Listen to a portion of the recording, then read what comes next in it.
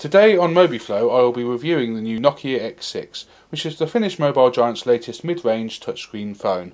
It's currently on sale for around £300 on pay-as-you-go. On the front we have a fairly large 3.2-inch scratch-resistant touchscreen. We have the earpiece, the front camera for video calling, and the quick launch button. On the bottom we have the start call button, we have the menu button, and we have the end call button. Now these do feel a little bit flimsy and let down an overall well built front.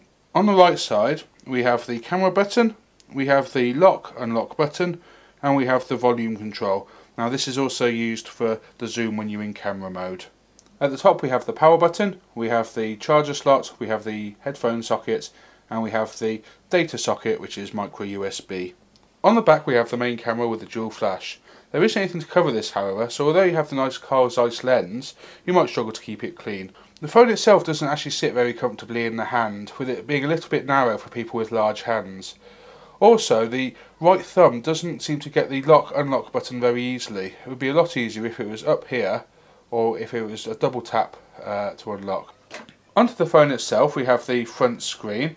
At the bottom left hand corner here we have the telephone, which allows us to go into our dialer. We have the contacts, we have the quick launch. Now on this one it's set to Facebook, it's set to messages, camera, and to OV-Store. Now these are fully editable from the settings. We have the email, which allows us to access our web email. In my case I've got it set up for Gmail, however you can set it up for things like Hotmail, etc. Now this it pushes them through, so as soon as you get an email it'll pop up on your phone. Just above this we have the quick scroll, which allows us to scroll through our most commonly used contacts. I've only got 3 or 4 on here, however you can set however many you like. Now there's also, at the top right hand corner, we have the messages just next to the battery meter. Now if we click that, that allows us to quickly launch into a message. The other thing we can do from here is if you click the time, it allows you to go into the alarm nice and quickly. Now to access the menu, you just simply push the white button in the middle and that launches the menu. From here you can access things like your gallery, your messages, your applications, the OV-Store, the maps, the internet, your calendar, and your call log, and of course your settings. To access the contacts you simply push the right hand button on the front page and this launches into your phone book. This can be scrolled and navigated by either using the sidebar, just scroll down to go down, up to go up, or alternatively you can scroll in the names. Kind of counterintuitive because here you scroll up to go down and down to go up.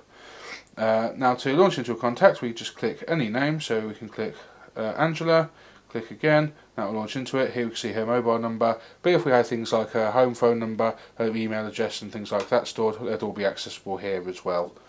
To add a contact it's simple to just push the add contact button. You can add their first name, last name, mobile, telephone, email, voice call, and you can also add others by simply going to the options and clicking add detail. You can access the dialer by simply pushing the button on the bottom left hand corner. This brings up the dialer. If you hold down the 1 button, that allows you to quickly access your voicemails. You can also quickly change your profile from silent to say general by holding down the hash key. You can also launch into your contacts from here and go and launch into a phone call. Messages are accessed through the menu and then messages. So here we have the new message option, inbox, we have sent messages, outbox, as well as any drafts you might have done. Now one note here is to access them, you'd think you'd have to press once, you actually have to press twice to access them. Now why they have this I'm not quite sure, and it does feel kind of counterintuitive as you're going through the menus. To send a new message, just simply double click on the new message. This takes us to our message screen. If you press 2, that allows us to then pick people from our phone book to send a message to. If we want to add the body of text, we simply click on the body bit, and this allows us to either use it as a numerical keypad, or if we turn it around, it allows us to use it as the full QWERTY keyboard. Now one note with the QWERTY keyboard here is there's no separators between the letters, meaning it's very hard to get the letters you want without a little bit of practice. Now I've been using this phone for a few days and I have got better at it, but it's certainly not as good as the ones on either things like the iPhone or on Android phones. Accessing the internet is once again done through the menu. simply click Internet. Now here we are presented with the different applications that run on the internet from the phone, so we have things like Facebook, YouTube and MySpace. However, we just want to go onto the web, so if we click Web, now what you're displayed with here is a list of the bookmarks which you can add to. They've filled a few out for you, or you can go to your recently viewed web pages. However, if we just want to access a web page on the internet, we click this button here. Now this will launch into where we want to type our URL. So if we turn it around and get our QWERTY keyboard, if we want to go to the BBC website, go bbc.com.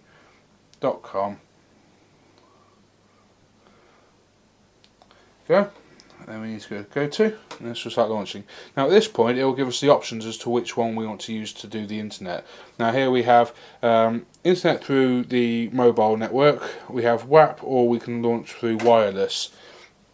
So if we just go to wireless for the time being, because it's probably the quickest, you have to double tap wireless one. Now if you're used to using phones like Android or the iPhone, this will seem like an incredibly long-winded process to go through just to access the internet, and yeah, it's one of the areas where the phone really falls down because of just the amount of clicks it takes to actually get to the internet onto the web page of your choice. However, once you're on there, the web pages do display quite well. Here we have the BBC mobile website, which will automatically readjust if we want to hold the phone in landscape. Now if you are going to be using the mobile internet on your phone, chances are you're going to be using Facebook, which is by far the most popular mobile website. So to launch the Facebook on this, we can either go through the internet options, or in this case we have the quick launch on our home screen. Now many of the same problems apply with the Facebook application as to how long it takes you to actually get on.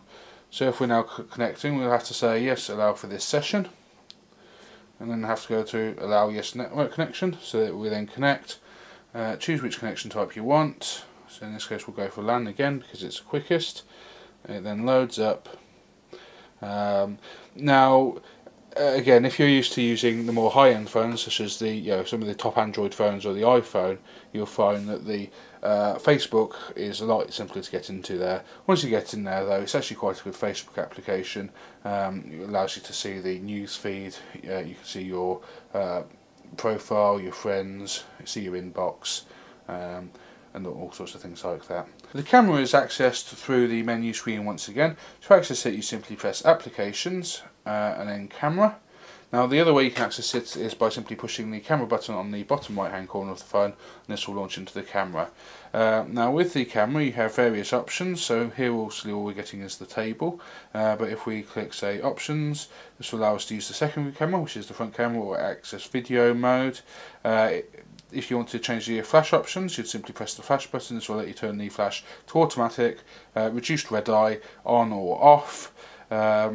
And if we select the menu button, this will allow us to change the different modes. So there's good options here. We have things such as the portrait, landscape or sports pictures, but we also have things such as the self timer, colour tone, so we can give it a slight red tint or what have you, or we can take sequence shots. There's a good few options here for your camera, and yeah, it's one of the strongest features of the phone. So in conclusion, the phone is pretty well built, however there are pretty flimsy buttons at the bottom. The lock and unlock button just doesn't feel very comfortable when you're holding it, and if you've got big hands it just doesn't sit in the hand very well. The screen itself, very nice, it doesn't pick up smudges very well, good scratch resistance, very sensitive, in a way too sensitive. Sometimes you accidentally click something and you really didn't want to. The functionality of the phone is nice, it's nice and quick to navigate. However, the double tap, occasionally you have to single tap, occasionally you have to double tap. It's very strange the way they do it. So for instance, if we want to go into the contacts, single tap to get into contacts, and if we want to get into contact, we then have to double click. It's not very intuitive, not very very well to go around. The actual setup is very nice. The functionality for the handset is pretty good. However, final note, for a £300 phone, I think there are better phones out there. You'd be best off going on to something like one of the mid-range Android phones, or possibly even something like the Samsung Jet, which just feels overall more intuitive, easier to navigate, and all in all better value for money. So that's the X6 review from MobiFlow.